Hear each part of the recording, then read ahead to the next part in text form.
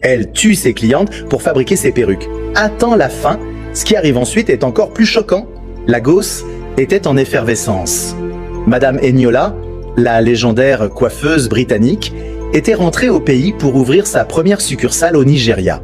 Les femmes inondaient les réseaux sociaux de vidéos montrant des cheveux brillants et des miroirs éclairés au champagne. Tout le monde voulait être touché par ses mains.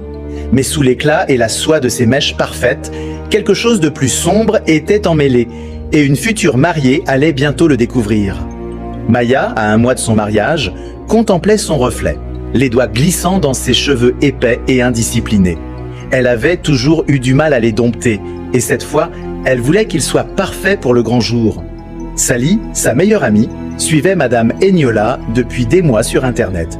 Chaque nouvelle publication, chaque clip TikTok de son salon londonien, Sally voyait tout.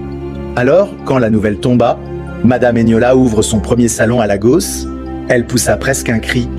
Ce samedi-là, les deux amies franchirent tous les portes vitrées du salon. À l'intérieur, tout était impeccable, sol brillant, musique douce et ce léger parfum de shampoing luxueux. Les coiffeurs se déplaçaient avec des gestes précis, presque chorégraphiés, s'occupant de clientes installées confortablement avec des boissons et des magazines. Et puis elles la virent, Madame Eniola en personne.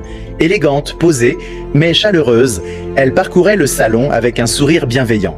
Elle saluait chaque cliente personnellement, complimentait les textures de cheveux et offrait ses conseils. On l'admirait non seulement pour son talent, mais aussi pour son cœur. On disait d'elle qu'elle était philanthrope, une femme de moyens qui redonnait aux autres. Beaucoup de filles, qui n'auraient jamais pu se permettre un tel luxe, recevaient des soins gratuits. Comment une femme aussi riche pouvait-elle être aussi bonne, se demandait-on. Il n'y avait aucune contrepartie. Du moins, c'est ce que tout le monde croyait. Si seulement ils savaient. Quand vint leur tour, Madame Eniola examina les cheveux de Maya, lui proposant des tresses qui mettraient en valeur leur volume et leur épaisseur naturelle. Sally reçut la même attention méticuleuse. Après leur séance, Maya et Sally sortirent ensemble. Les têtes se tournaient sur leur passage, des hommes les regardaient. Même le fiancé de Maya, qui les attendait dehors, laissa échapper un sifflement admiratif. « Waouh !»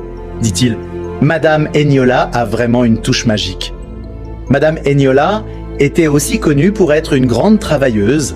Elle arrivait la première chaque matin et repartait la dernière chaque soir. Malgré sa richesse et son statut, elle ne déléguait jamais la fermeture. Le soir venu, elle insistait gentiment mais fermement pour que tout le personnel, stylistes et femmes de ménage, rentre chez lui. Les employés en plaisantaient entre eux. « Peut-être qu'elle dort ici ?»